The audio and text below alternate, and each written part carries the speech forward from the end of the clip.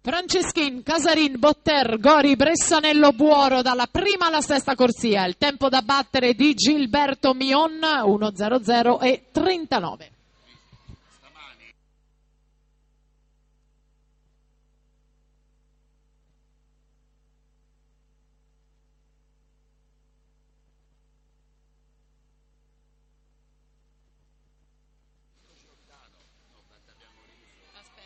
Samuele Botter 27-29 al passaggio di metà gara, lo abbiamo detto, è il campione italiano giovanile di categoria di questa specialità.